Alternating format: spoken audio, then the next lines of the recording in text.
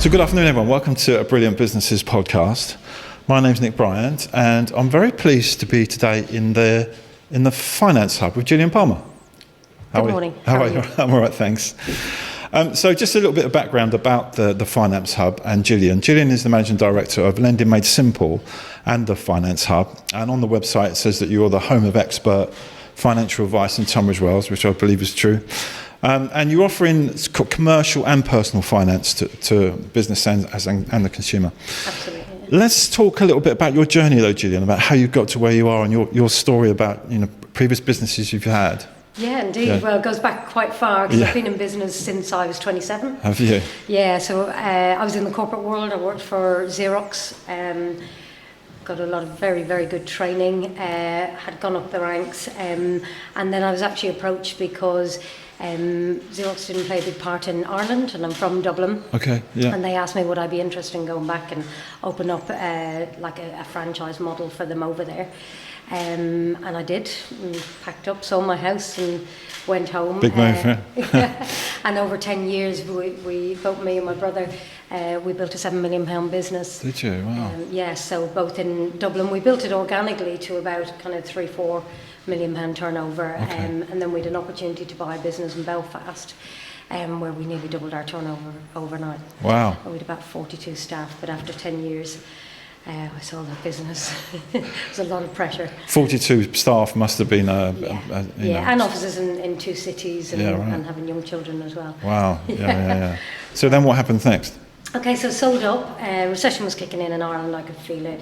And I thought, you know what, we built a fantastic business here. And we sold up and I moved back. Took a few years off. Yes. Did a few different things. And then I was approached to get into finance. And I was like, I don't come from banking. I don't have any experience with finance. And it was quite a large accountancy practice approached me. And they said, well, actually, your experience in sales is far outweighs our experience, your lack of experience in finance. Okay. And I started to research the finance world because I knew if I was going to get into a new career, it's got to be something that really is interesting. Yeah. I'm a bit of an all or nothing type of person. All in, yeah. Yeah, 200% or 20%. So I researched this alternative funding market and I found it really interesting. And I realised that, the banks were not lending like they used to. And in fact, I think my 10 years of knowledge of building businesses and feeling those cash flow issues at different stages of that growth of business. And probably my knowledge of that far outweighed my lack of knowledge of banking. Yeah, okay.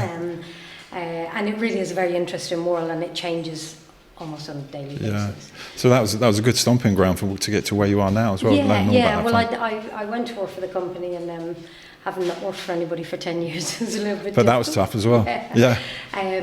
And I actually realised, I wanted to do it differently. I felt, I think in our world, people think finance is very complex, and I didn't find it complex. I think there is a simpler way of doing it, hence why I launched Lending Made Simple almost 8 years ago. Yeah. I spoke with the FCA, I told them what I was going to do. They said, I think it sounds all fine to us. Okay. And put myself a website, launched the business. Yeah. And I've grown that now, to over 1,000 clients. Have you? Who come back to me time and time again, And as I said, I think that's from my experience in business because they may come to me when they're turning over 200,000. Yeah. They want to take on staff or premises and need equipment, machinery, whatever it is. They've won big contracts, but they don't have the cash flow to pay, to run that contract. Yeah. So is that the typical borrowing back then and still now, where businesses want to sort of go that further? It's generally growing businesses. It's generally people who are winning new contracts. They win a new contract, they've got to take more staff, but they've got to upfront all those costs. It might be they're investing in their business, investing in their marketing strategy, their websites, their PR, and that's a long-term investment in your business. So what I do with my clients is I look at what is it they're looking to achieve. Okay. What's the short term? And I'll also ask them, what is the long term, you know?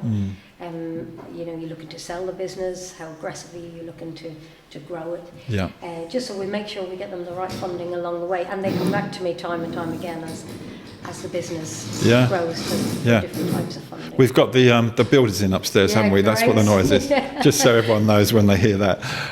I guess it's good for you because you're building relationships with these people as well. So therefore, when you're with them at the beginning, you're helping them all the way through. They may need to come to you later on in life as well, or later in their business career. Absolutely, and hence some of the reasons are, you know, where the idea of the finance hub came. Yeah. People like dealing with me. I did make it simple for them, and they say, "Oh God, do you do mortgages? Do you do insurance? Okay. Do you do?"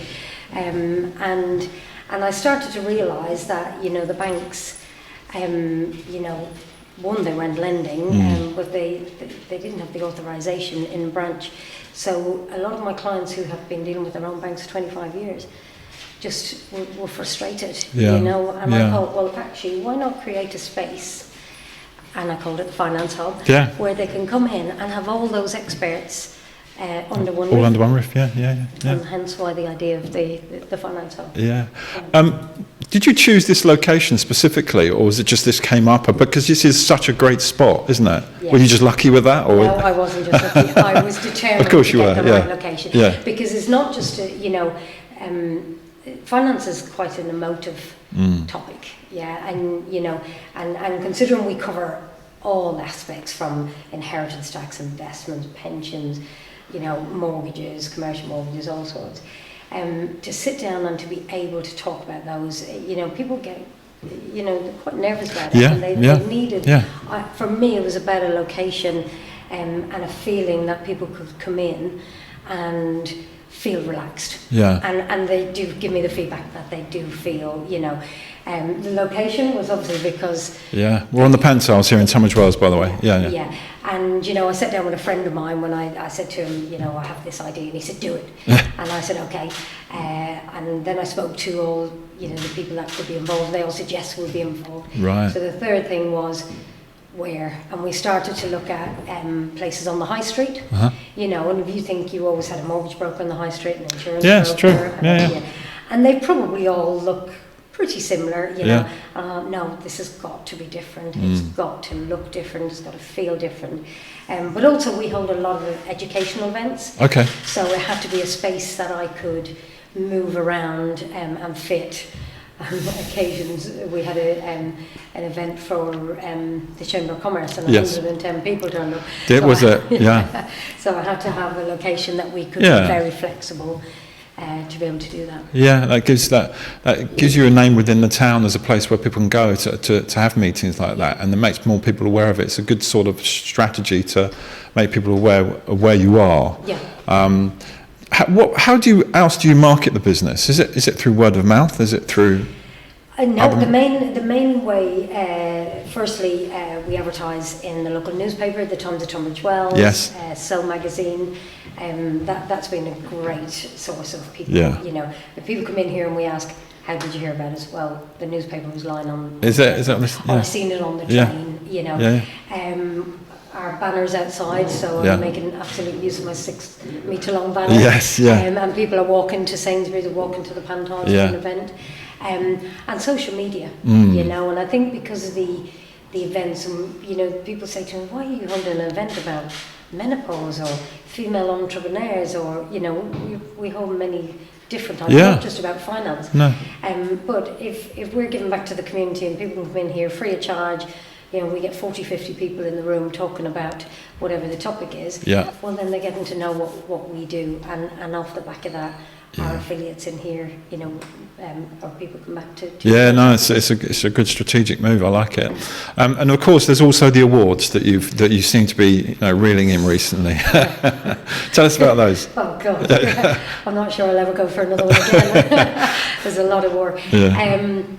I mean, the year after I launched, it was always, you know, the second year that we would look to go for some awards. We went for Startup, we went for Innovation, which we were shortlisted for both of those. I went for Entrepreneur of the Year at the Times of Tunbridge Wells, and that was the one I really wanted, and I won it. Nice one.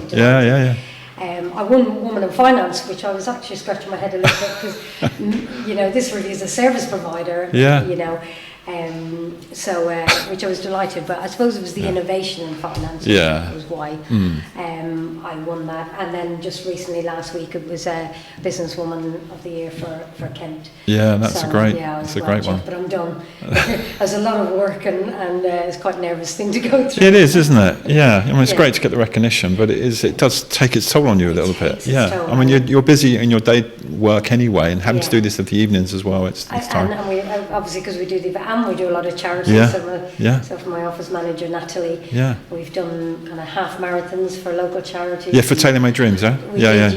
Great charity. Which was a fantastic. We raised over £2,000 for that. Nice. And, we do a lot for West Kent Mind as well. That's our in-house charity. Okay. And the reason I chose West Kent Mind was I do believe that, you know, a huge percentage of mental health issues are because of finance. You know? True. You can talk about it. 9 times out of 10, that's you know, the best way to deal with it. It's a big part of it, isn't it? So in here you've got specialised people that do insurance, they do mortgages, they do pensions, and obviously lending. Is that the nuts and bolts of it? If I'm missing, it's absolutely, and it's growing. Because what's happening now is people are knocking on my door to say, you know, I do a service, like we had a trust company that approached me over a year ago, and they do family trusts. Yeah. And I will always have a look at what they do, see does it benefit, let's say, the other, you know, and complement the other affiliates that we've got in here. Yeah. Obviously do my due diligence on who they are. Of course, yeah. Well, they're representing your brand, aren't they? Absolutely, and in my eyes, it's my name that's over that door. So, you know, I need to make sure that the people that we're recommending, you know, are very good. You're up to speed. They do. But actually, you know, at the start, I think we started off with about 9 affiliates. Right. We've 21 at the moment. Is it? Wow. And we've got, I think, 3 more that want to come online next year. Yeah. So, for instance, one of them is international pensions, which again, I wasn't even aware you could do that. So if you have international pensions, you want to, you know, a lot of expats come home, don't they? Yeah. You want to move it back. We got involved with a lot of those type of clients because we do foreign currency. Yeah. So we were moving their currency of their pensions back. Oh, it makes sense, doesn't it? Yeah. And now hopefully we're going to bring in a specialist who will help them bring the pension back if that's what they want to do. So it's growing all the time with different services that sometimes I didn't know existed. Yeah. But the finance world is huge. Yeah. And it is very, very complex. And what we do in here, we do a bit of it like a triage with the clients. So they come in and they say, I'm not sure what I need, but I've got these pensions, or, you know, I've got, you know, children, and I'm now at an age I'm thinking about inheritance tax. Yeah. You know, there's a massive wealth transfer happening out there at the moment, like trillions. And if it's not planned for, 40% of that goes to the tax man. And sometimes families just have to sell a lot in order to pay the tax bill, and, you know, the parents have spent their life in this wealth. Yeah, that's horrible. So because we've all the expertise, we'll have a triage session with that client, try to understand what they're trying to achieve, and it may be that it could be 2 or 3 affiliates in here that could help them. Yeah. So we will set appointments with all of those. Yeah. And then our motto in here is let's talk. So it's not let's sell you a product. Yeah. You know, and all of our affiliates work in the same way. We work as a team. So one affiliate might say, look, I could do this for you. However, one of our colleagues might be able to help you in another section, or they may be better. Yeah. So they pass it on. We all work that way. Okay. And if they don't work that way, they don't stay in here. I see. Yeah. No, that's a nice laid-back approach, isn't it? It's non-salesy. And if people don't want to be sold to, do they? No, they don't. And also, if people come in here and they talk to 5 different affiliates and they decide, I don't want to do anything, there's no pressure. Yeah. You know, they don't pay anything up front. And people say that to me all the time. How much does it cost to come in? It doesn't. Yeah. You know, I had a chap in with me this morning who wants to release equity out of his property. And he said, I don't have a will. And we said, well, we'll help you with the equity release. And once you've had that done, we'll get you back in, because really you need to write the will at that stage. So you've got a will writer as an affiliate as well? Of course you have, yes. Excellent. So what about, where's the future going with it? How's the business, how are you going to plan it out? Because you did speak briefly about going into different territories. Yeah, which I thought I was actually going to do by now, but it's still evolving and it's still growing. Yeah. And I want to make sure that, You've got this stable sort of, and that it absolutely is, is working the way it should be working. I've also trademarked the business. Okay. So I'm building it to grow. Yes. I've built a bespoke management system behind it, and that's called Axle. And the reason I called it Axle is the axle is the centre of the wheel. Okay, yeah. And all these services are the spokes. Of the wheel. Nice. So, for instance, if we pass a lead over to the wills person, and they do a will, and as part of the will, they understand that they've got multiple pensions. Yeah. And nobody helping them with those pensions. Well, they can put it back into Axle and give it to the pension person, so that the client can be managed throughout the whole process. Okay. So once all of that is fully in place, and I feel comfortable that I have it where I want it to be, which I envisage will be kind of summerish of summer of next year. Okay. I'm then going to look to grow it throughout the UK. Right. So we're already starting in January to work on the research of what towns that it will work. So similar towns to Tunbridge Wells. So I think places like Harrogate, maybe kind of Reigate, Guildford, there's lots of, but I've got my PR people back working for me in January. Yeah. Doing the research on that for nice. me. Siobhan Sterling. I know Siobhan. Yeah. She's going to start doing some market research to see what towns it would work in. And probably at that stage I'll be looking at going for equity investment to do that, because I've invested my life savings in this so far. But it's also to bring in experts that can help me with that sort of growth. Okay, excellent. That's really cool. But just briefly, so can anyone just walk in here and talk to someone? Have they got to book an appointment? No? Okay. They can walk in. I mean, there may not always be somebody ready, so they can walk in, have a coffee, and that's our motto, with a great coffee machine. Yes. And walk in or drop us an email on our website. Also, for any of the events that we all of our events are on the website, and we don't charge anybody. They can just click on and book themselves in. Okay. And can anyone use the space for their own event? Yes, so next year that is one element that we're going to offer out to external people, if people want to work from here. We have quite a lot of our affiliates who use it for training days. Okay. Because we've got the screening, we've got the the breakout areas. Yeah, it's a great space for it. So it's good. So yes, we are going to offer that out to people next year if they want to hold events. Thanks, Gillian. Thanks for telling us all about your journey and what's going on here. I think you're doing an amazing job. I see you all about everywhere on social media, in the papers, in the awards. It's great. So you're doing a great job. Thank you. Thank you very much. That's a pleasure. So if anyone wants any advice or help on finance, whether it's business, whether it's personal, then please do get in touch with Gillian. We'll put all the details underneath this podcast, but they can just go to your website and get in touch with you, can't they? Yeah, thefinancehub.money, and drop us an email. Perfect. Or give us a call. Nice one. All right. Well, thanks again, Gillian, and we'll see you all for another podcast soon. Thank you.